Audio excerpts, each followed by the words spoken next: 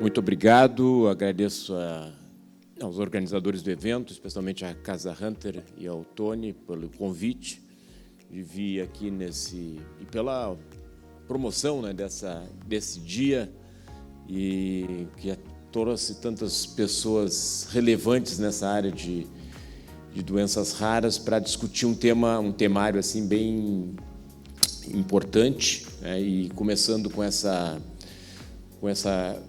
grupo de apresentações aqui que envolve vários aspectos do tratamento e diagnóstico das doenças raras e também terapia gênica.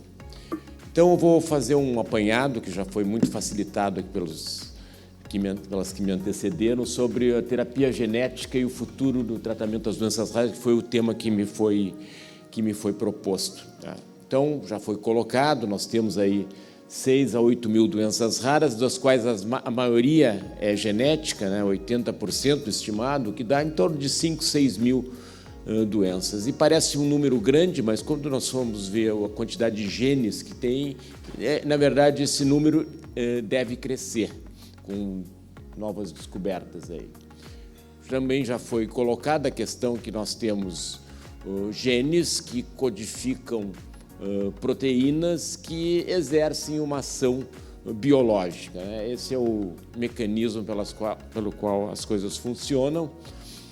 Se conhece em torno de 23 mil genes e um número bem maior de proteínas, cerca de 200 mil, porque os seus produtos genes se combinam e formam mais proteínas do que o número de genes. Então, isso nos permite, assim, sermos organismos até mais complexos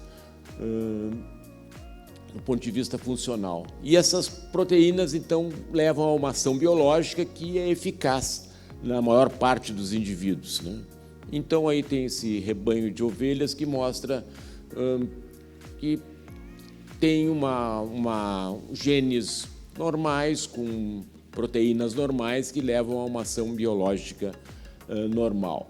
Mas esses genes estão sujeitos a mutações, né? Também já foi colocado aqui, e tendo uma mutação, eles podem gerar uma proteína que pode ser ineficiente. Pode ser uma proteína que funciona um pouco menos, não chega a dar doença, mas pode ser também uma proteína que funciona muito pouco, e isso leva à ineficiência da ação biológica, fica prejudicada, né?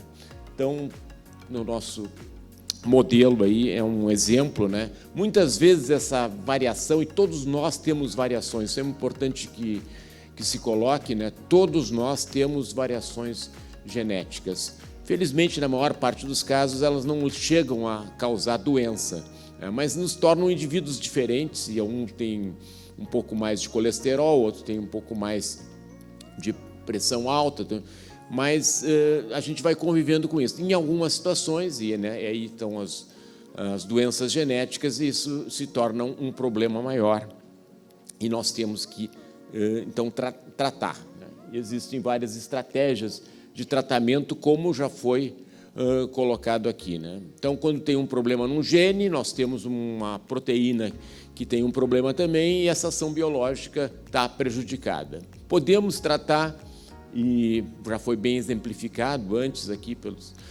até a Ana Maria comentou, pela ação biológica mesmo, tratar por exemplo, uma dieta especial.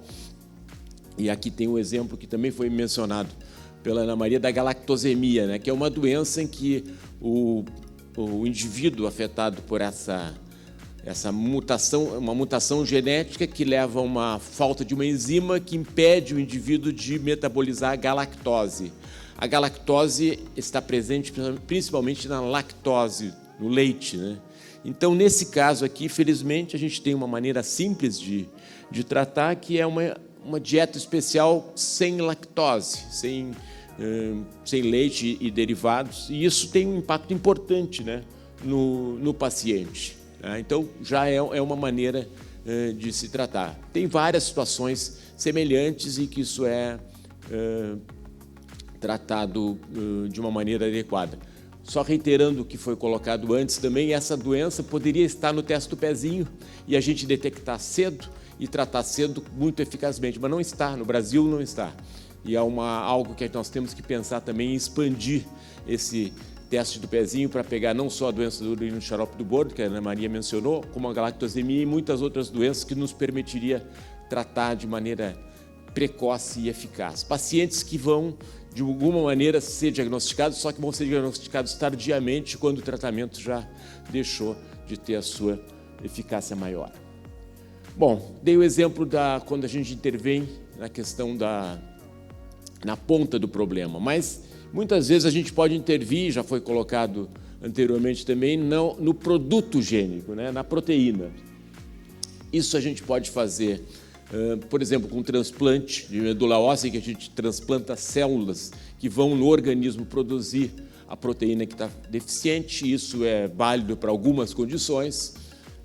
Podemos modificar essa proteína, tentar modificar, torná-la mais eficiente, tornar uma enzima que funciona melhor, como com o uso de chaperonas. É uma terapia moderna que também é aplicada para algumas situações em que há um perfil genético favorável.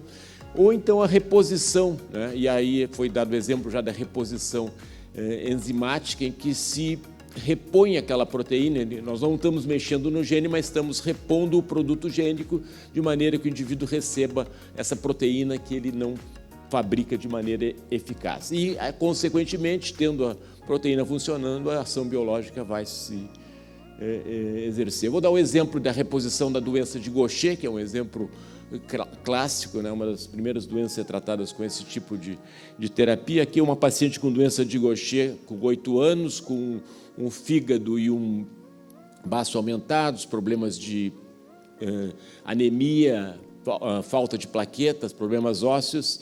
Ela passa a receber essa proteína, que é fabricada em células de ovário de hamster chinês. É uma tecnologia bem complexa, em que um gene normal é inserido nesse sistema de expressão e se produz uma grande quantidade dessa enzima, dessa proteína, que é a glicocerebrosidase, que essa menina não fabrica.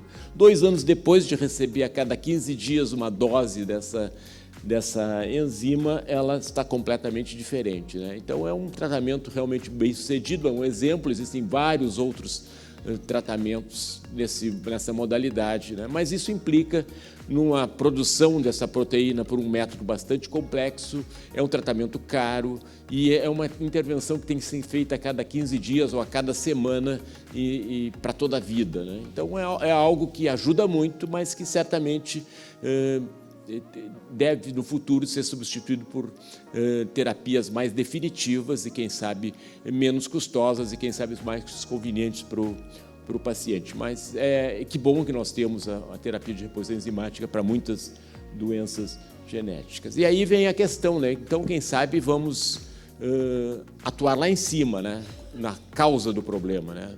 Se o gene tem um problema, vamos tentar modificar o gene, corrigir ou fazer algum tipo de modificação que leve esse gene a ter uma função normal, produzir uma proteína eficaz e que tenha uma ação biológica adequada. Então, aí surge então a questão da terapia gênica. E hoje a gente fala muito em terapia gênica e parece que é algo que começou há pouco, mas na verdade a terapia gênica tem uma longa trajetória, né? E por vários mecanismos, né, por infusão sistêmica de um gene, por injeção tecidual ou quando se retiram células do indivíduo, se manipulam em laboratório para modificar geneticamente e se devolve a célula corrigida para o indivíduo. São diferentes estratégias que têm sido empregadas. E o DNA, ele é inserido na célula, então, com o uso de vetores. Os vetores são fundamentais para se levar o DNA para dentro da célula, levar o material genético, né? Às vezes não é só o DNA. Por exemplo, aqui o gene com o vetor, ele é colocado então dentro das... Os vetores são fundamentais. Existem classes de vetores, né? Os vetores não virais, que é o DNA, simplesmente o DNA nu, que se chama, ou o DNA numa molécula, uma partícula como um lipossoma, onde ele pode ser colocado no organismo. E esses vetores não virais têm algumas vantagens, são fáceis de produzir, são seguros e permitem que se transfira grandes quantidades de DNA. Mas, infelizmente, eles têm desvantagens, uma baixa eficiência, porque eles não são dirigidos para os tecidos que nós queremos tratar, eles se espalham pelo organismo e eles são facilmente degradados. E acaba que se usa, a utilidade dos vetores não virais é muito pequena. E, em função disso, se desenvolveram, então, estratégias usando os vetores virais, usando o vírus como o carreador da terapia gênica. Então, a gente pode, no vírus, retirar os genes virais e colocar os genes humanos que nós queremos expressar, e esse vírus modificado, ele infecta a célula, e lá ele consegue, então, fazer com que esse gene humano se expresse e produza aquele produto que nós queremos que ele expresse. E ele não tem mais os genes virais que permitem que ele se replique, então não é um risco. Então, esse assim, tem sido produzidos de uma maneira grande, esses vetores virais. Aí se usam adenovírus, vírus adeno-associados, lentivírus, retrovírus, várias estratégias. Isso depende muito da doença, do tecido que se quer atingir, e são uma grande arma. Existem vários tipos de terapia gênica. Por exemplo, adicionar um gene naquele indivíduo, quando a gente quer transferir um gene, quando aquele gene não tem função, então nós vamos dar um gene que funciona adequadamente. Quando nós queremos amplificar um gene que está funcionando, mas que, se ele funcionar mais, ele vai nos ajudar a tratar a doença. Ou então a gente quer silenciar um gene, por exemplo, silenciar um oncogene que causa problemas de tumores, ou então correção gênica para reverter mutações específicas, e aí entra um pouco o que a Juliana acabou de colocar da edição gênica, do CRISPR, né? E também estratégias de corrigir, então, o gene. São várias estratégias que se pode usar na terapia gênica. Como eu coloquei, não é algo que começou agora, e na verdade, em 1989 foi aprovado o primeiro protocolo de terapia gênica nos Estados Unidos, no NIH. Então, nós estamos falando 30 anos. E o primeiro paciente tratado com terapia gênica foi em 1990. Então, uma menina de 4 anos de idade foi um paciente, foi injetado em 14 de setembro de 1990 no NIH. Ela tinha uma deficiência de adenosina deaminase, uma doença que causa uma imunodeficiência, e aquela doença da bolha, né? E se tiraram células dessa menina e se corrigiram e foram, então, reinjetadas nela. O Dr.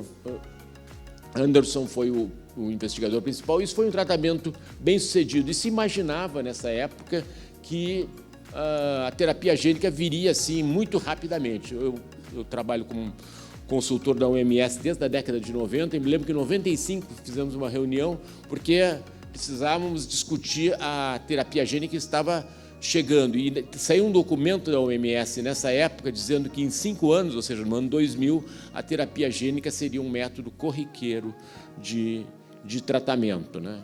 E tal era o entusiasmo que se tinha com a terapia gênica. Mas problemas aconteceram, né? Eu vou exemplificar alguns deles. Um deles foi esse caso muito rumoroso. Esse é um indivíduo normal, ele era voluntário num trial de terapia gênica para deficiência de ornitina transcarbamilase, que é uma doença do ciclo da ureia, causa níveis de amônia muito elevados. Ele recebeu uma injeção de adenovírus e morreu 4 dias após o procedimento por uma reação ao vetor viral. Isso gerou muita discussão. O professor Jim Wilson, que era o investigador principal, depois publicou um artigo dizendo sobre as lições aprendidas desse teste de terapia gênica.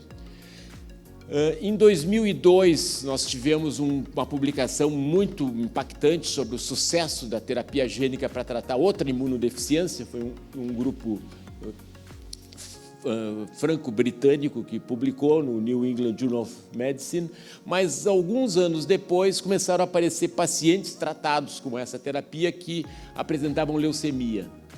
porque e aí se descobriu que tinha esse retrovírus, ele se inseria em partes do genoma que predispunham à leucemia. E aí também teve que ser modificado esse protocolo para evitar esse problema.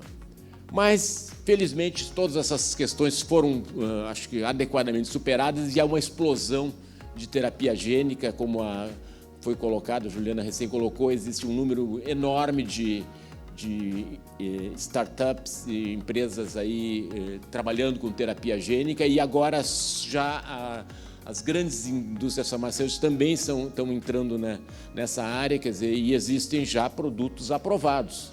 A Gendicina é um produto para carcinoma de células escamosas, um produto chinês aprovado na China, o Imiglic para melanoma, Inligic para melanoma, o Glibera para deficiência de lipase lipoproteica e o Luxturna, que ela acabou de mencionar, a Juliana, para distrofia retiniana. E muitos outros estão vindo, né?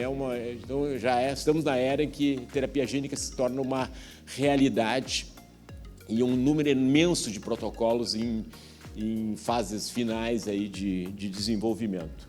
E eu só trouxe esse slide aqui porque isso mostra um exemplo, né, dessa aquisição bilionária da Novartis, da Avexis pela Novartis, 8,7 bilhões de dólares, né, mostrando o que é a importância da terapia gênica, né, no tratamento das doenças no mundo de hoje. E finalizando, só para colocar a situação no Brasil, né? No Brasil, acho que nós estamos movendo no lado positivo, né? A CONEP, em 2017, aprovou uma resolução para as doenças ultra-raras, que certamente vai beneficiar pesquisa clínica, né, dessas doenças. E em 2018, a Anvisa teve uma resolução sobre terapias avançadas, também se preparando para esse novo momento. Quer dizer, o Brasil acho que está reconhecendo a importância, né, dessas novas terapias, e assim, nós precisamos realmente discutir terapia gênica no Brasil. Discutir certamente vai adicionar um ganho para pacientes, talvez para o sistema de saúde, certamente, para a sociedade como um todo, vai nos trazer novas opções. E só ressaltando, assim, eu acho uma coisa que eu gosto de dizer, que a terapia gênica ela não é uma mágica, né? Parece assim, bom, vamos corrigir o gene e resolver o problema. A terapia gênica é uma arma poderosa, vai ser talvez a cura para algumas doenças, para muitas vai ser uma arma a mais em que nós vamos usar para combater efeitos de doenças, mas outras terapias já em uso ou por desenvolver também vão continuar sendo importantes, né? Isso eu acho que é importante ressaltar. E a questão do diagnóstico, que foi colocado aqui anteriormente, é realmente fundamental. O diagnóstico mais precoce é mais importante, mais benefícios ele vai trazer. E a questão do atendimento integrado, né? Que se olhe para a terapia gênica, ter a reposição de proteínas onde for necessário, tratamento do paciente lá na ponta, na questão do efeito dessas modificações, mas o atendimento global e multidisciplinar, como foi comentado desde o início aqui, continua sendo muito importante. Muito obrigado.